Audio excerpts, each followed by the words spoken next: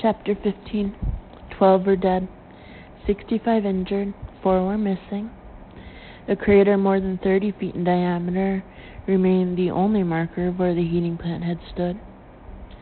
The people of Munich had been told that an unexploded bomb from the war had gone off near an underground gas line. NATO was praised for responding so quickly to this peacetime emergency. After a few hours of desultory interest, even the tabloid press had gone home. For 3 days, the military firemen and rescue workers had gone through the rubble, fighting the constant flare-ups of the gas lines, clearing debris from the back of the main building, much of which had sheared off cleanly, like opening a doll's house. 5 of Kilgore's men had been killed in the explosion. Many more suffered broken bones, hearing loss, or burns. Kilgore himself, partially shielded from the blast by the Humvee, had sustained a crushed right leg and a dislocated shoulder when a secondary explosion had rolled the utility vehicle on top of him and his sergeant. But he was on the scene each morning since, nevertheless, supervising the last act of his search for Brian Newman. The Institute lay virtually empty, a battered, abandoned monument. Its VIP patients had fled. Its community patients were gone. The Munich building inspectors had declared the West Wing uninhabitable and dangerous.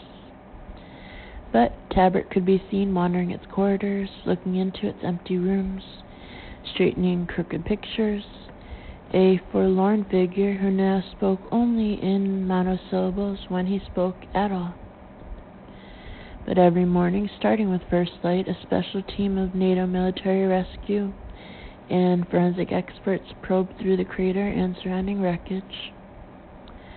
Patricia and Cap stood by the crater on the 4th morning, watching in dumbstruck shock. Why was about all Patricia had been able to say in the last 3 days. Why? Cap couldn't remember the last time he slept. After being knocked to the ground in the explosion, he had hurried to the scene, helping where he could to keep the wounded alive until the emergency services of Munich could arrive. He'd performed surgery for the first time in 35 years, saved many lives, but he still felt drained and empty, as if something newly given to him had been snatched away in that moment of flame, frenzy, and destruction. He forced that emotion, made himself wallow in it, because to contemplate the alternative, to repeat that thought that had, since the explosion, kept forcing itself to his attention, was too dangerous to consider.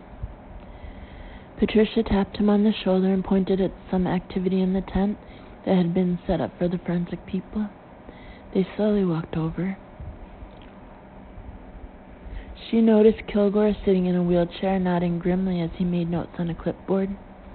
They approached him quietly. "Captain," she said when he finished writing, "what's going on?" He looked up at them with a dour expression. "It's over," he said flatly. "What? It's over? They found Newman, or what's left of him, anyway." "They're sure?" Patricia sounded torn between relief and disbelief. Kilgore nodded. "They're sure. We got prints, blood typing, and preliminary DNA results." He gestured at an examining table in front of him. Cap moved in behind the technicians and pathologists who were bent over the table. "Man," one of them joked, "that must have hurt." "Ouch," another said.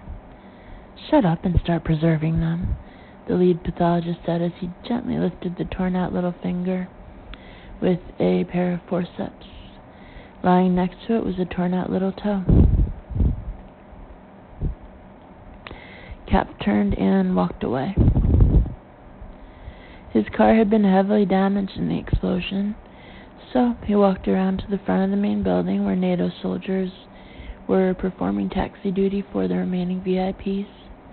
He got into the back of one of the olive green staff cars. 25 Ramberstrasse.